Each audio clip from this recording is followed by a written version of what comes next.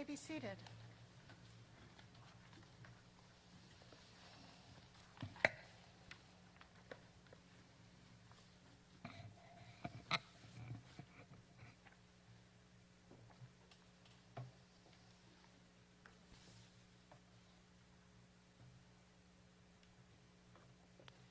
I hope you are prepared for quite a bit of honesty tonight. This may be the most difficult high holiday sermon that I have ever delivered. I need to admit something tonight that has been weighing on me since March. Until now, I've shared it only with a handful of people because the shame has been too great. The Kol Nidrei is the night of confessions, when we bring into the open what we'd rather keep hidden. And so tonight, I must tell you what happened when I opened one of our most treasured Torahs. If you've ever been with me when I've shown visitors our Torah scrolls, you'd know that, other than the ET one, Debbie, this one is my favorite.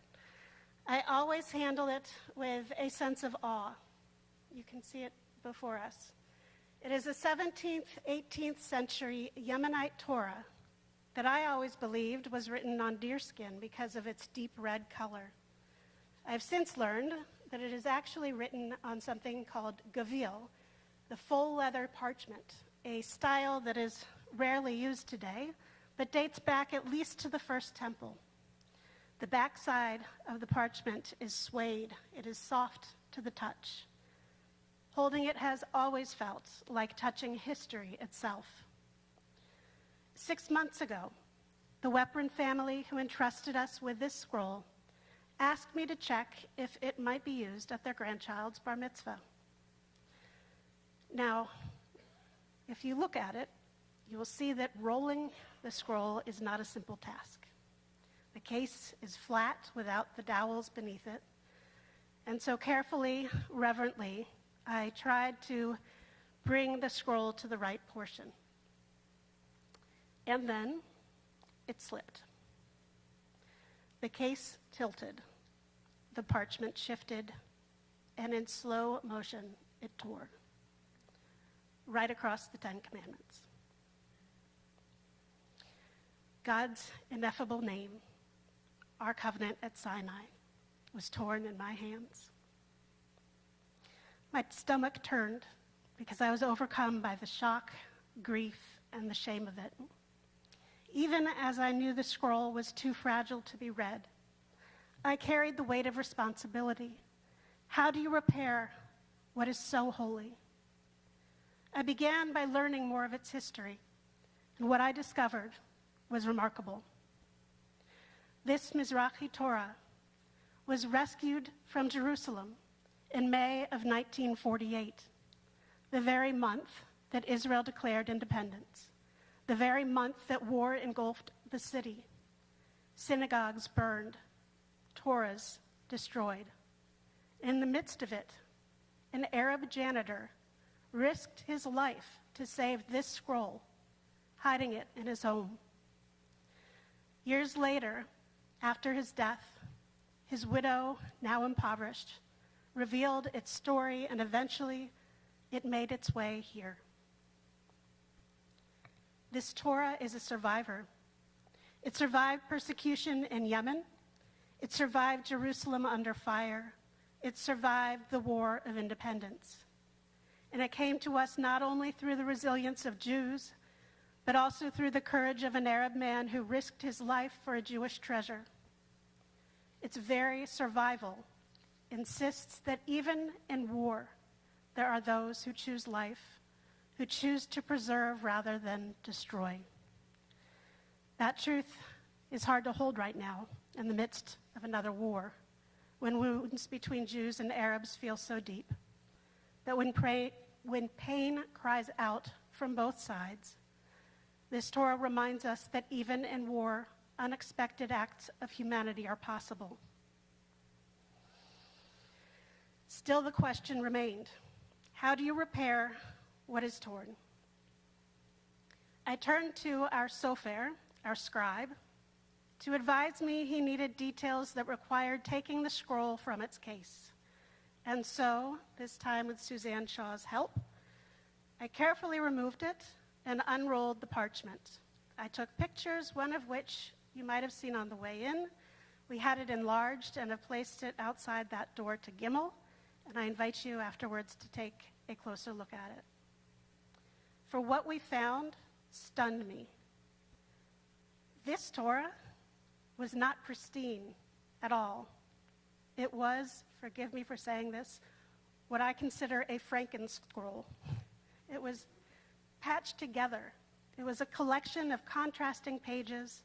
Some sheets were thick, others were thin. Some ink was dark, others were faded. Lines slanted, letters varied in style. Some sections were stitched together with red yarn. One column patched onto half a sheet. Its edges were frayed, bearing small tears, stains, small holes, and even burn marks. With each turn, my awe deepened. This scroll bore scars of centuries, and every scar told a story of fire, of water, of the scribes who repaired, of communities who refused to let it die.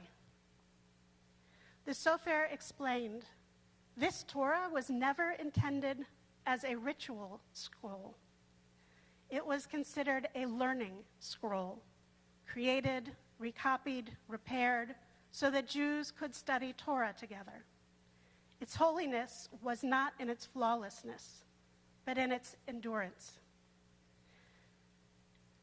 And I was then at that point able to finally see that my own repair was not a desecration, it was a continuation. Each scar, each stitch, each mark did not diminish its holiness. They added holiness. They testified Torah survives because we keep repairing it. This Torah is our mirror, fragile, imperfect, resilient. It tells our story as Jews. We are not a people of pristine parchment. We are a people stitched together through exile and return, pogroms and repair, Shoah and renewal. Our history is written in scars, and it is precisely in those scars that holiness abides. On October 7th, a fresh wound tore across our lives the way the parchment tore in my hands, suddenly, painfully, searingly. We carry the cries of hostages and their families, the fear of rising anti-Semitism, the anguish of Israel at war. And we wrestle, too, with the pain in Gaza, with the moral weight of famine and destruction.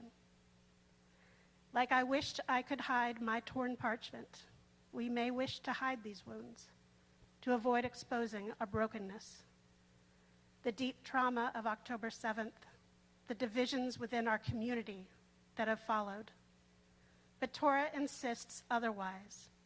Our scars do not close us off from holiness. They are gateways for holiness to enter. The war is not only about October 7th. It's about wounds that will scar both us and others. Edith Eger, a Holocaust survivor, teaches us, maybe to heal isn't to erase the scar. To heal is to cherish the wound. I believe in the story of our people. I believe in the stubborn hope that Israel exists to be a light even when that light flickers in the fog of war. And this Torah's survival, patched and stitched by generations, reminds us that scars are not endings. They are the beginning of growth. When Moses shattered the first tablets, God did not say, discard those broken pieces. God said, the tablets which you broke, place them in the ark. Brokenness belongs in the holiest place. The broken and the whole, the perfect and the imperfect belong together. Judaism does not require perfection. It embraces brokenness and asks us to cherish the wound. So it is with this Torah, so it is with us. Our task is not to be pristine scrolls. Our task is to be repaired scrolls, scarred, enduring, holy, to carry our wounds forward as wisdom, as growth, as compassion. Isaiah envisioned it. You shall be called repairer of the breach, restorer of paths to dwell in. That is our covenant, not to erase scars, but to build a future from them. And so may we step into this new year like this Torah, fragile yet enduring, scarred yet holy, imperfect yet beloved. May we be inscribed in the book of life, whole and broken, yet holy and beloved.